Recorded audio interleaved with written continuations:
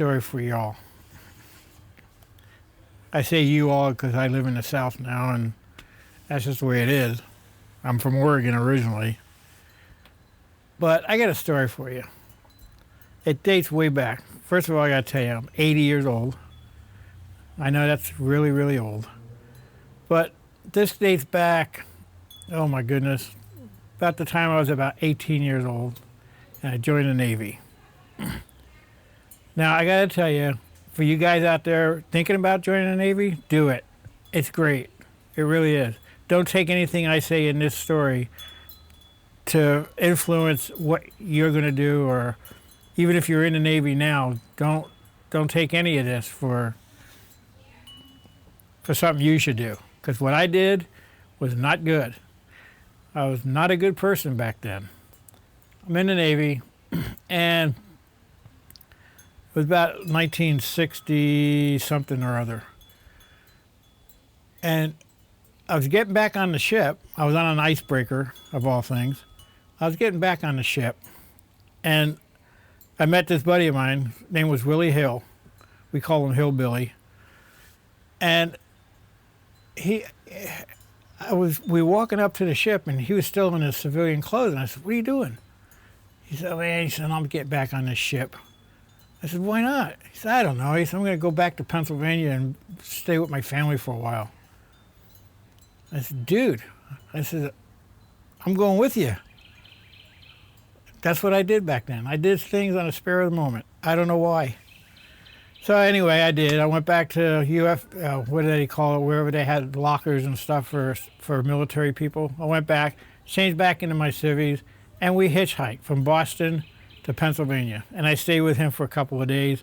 Then I went home. Anyway, I got caught. It was my brother-in-law turned me in because he was in the Air Force, and he knew some of the garbage that I was putting out, telling him why I didn't have to go back to the ship and all that. He knew it was garbage. So he turned me into the military police. Anyway, I end up in the brig in Boston, Massachusetts. And come the time we're going to be tried, it's called Captain's Mass, or it's called General Mass, I think it was called. And you go in front of a bunch of officers, and you get tried, basically. So me and this other guy, his name was Paul Strain. We went to this mass, and we got 6 months. This other guy, Willie Hill, I was telling you about, the guy that said he wasn't going back, he got like a month, and we couldn't figure out why. So both of us, of course, we got all mad, and it was time to line up, because it was time to go to bed and turn in and all that stuff. And me and this guy Paul just decided, we're not doing that. We're just going to sit here and see what they do. Because we just got tried, and we thought 6 months was too long. So we were retaliating. So we're sitting there, and we wouldn't move. So the guards called downstairs to the Marines, because it was kind of, the Marines are part of the Navy, and they were part of the guards that took over at the brig. So 4 guards came up, bodily lifted us up from our arms, and put us in place where we were supposed to be, when we gathered up. Anyway, so because of that, we got solitary confinement. And they have in the squad bay, they have these cells that are separate from the squad bay. And they call that solitary confinement on skinny rations, which means we didn't get very much food during the day, right? So anyway, we're in there and dying for a cigarette. By the way, I don't smoke anymore. Bad habit. Anyway, we're both of us dying for a cigarette. Somehow, I don't remember this part, how we got word to the guys out in the squad bay that we were dying for a cigarette, but we did. And one of the guys left a pack of Camels up underneath the sink in the it's like a big, huge bathroom. There's no stalls or anything like that. It's just a big bathroom, a bunch of toilets in line and showers and stuff like that. And this one guy, I can't remember who it was, had put like about a 3/4 pack of Camels up inside the sink, on the bottom of the sink where the lip is. And I don't know how he did it, but he got word to both of us that they were there. So we got to take a shower like once every 3 days or something like that. So time for us to take a shower. All the other guys are in the squad bay. They're not allowed to be in the bathroom while we're in there. Paul Strain, the other guy that was right in the cell next to me, got his hand up in there, and we have what they call little ditty bags where you have your shaving gear, your shaving cream, and that kind of stuff. And he grabbed the cigarettes and he put them in his ditty bag. We got back in our cell. The ditty bag has to go up in a locker that's clean across from us. Maybe, I don't remember, maybe it was like 5 feet in front of us. And they were just gray lockers that we put our gear.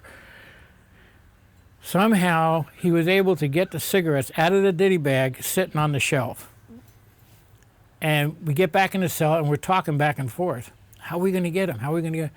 Well, the next day we find out that we have to go and clean I guess he was the captain of the brig or something.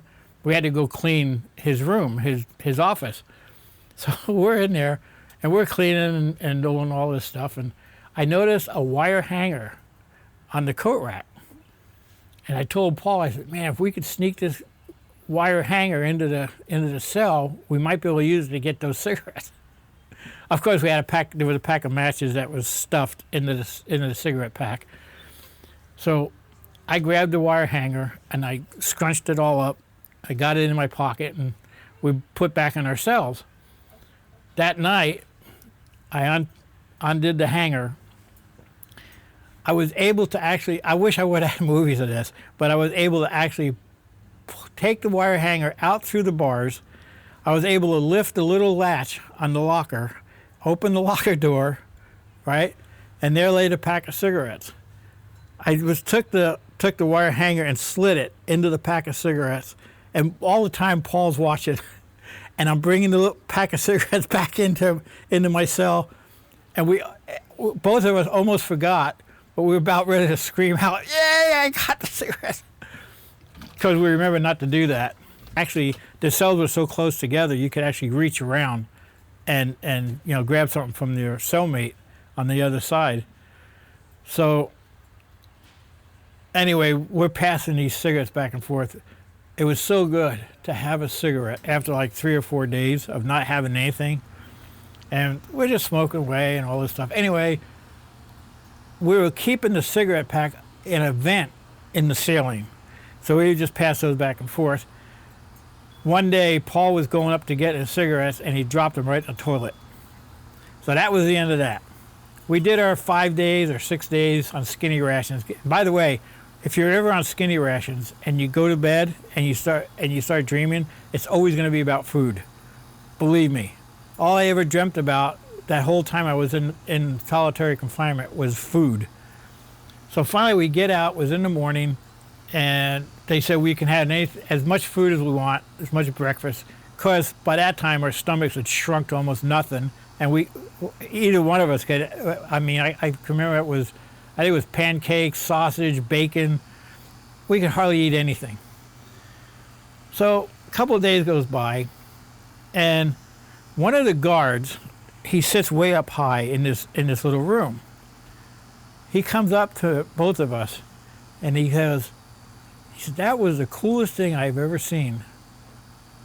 I said, "What are you talking about?" He said, "I watched the whole thing through the mirror. Didn't you guys know I had a mirror right there and I could see down that hallway what you guys were doing?" The whole time he's sitting there watching us do this and never said a word. He just thought it was so cool. He didn't have the heart to say anything to us. But here's what I want to tell you. If you're in the Navy, be wise, stick it out, because I've known guys, after I got out of the Navy, I've known guys who stayed in. One of the guys I knew made a career of it, and he was doing real well. Anyway, that's my story. And I don't know, maybe tomorrow or next week I'll have another story for you guys, but I got a dozen of them. Well, actually about 4 dozen. And anyway, we'll see you. Have a good time. Stay in the Navy.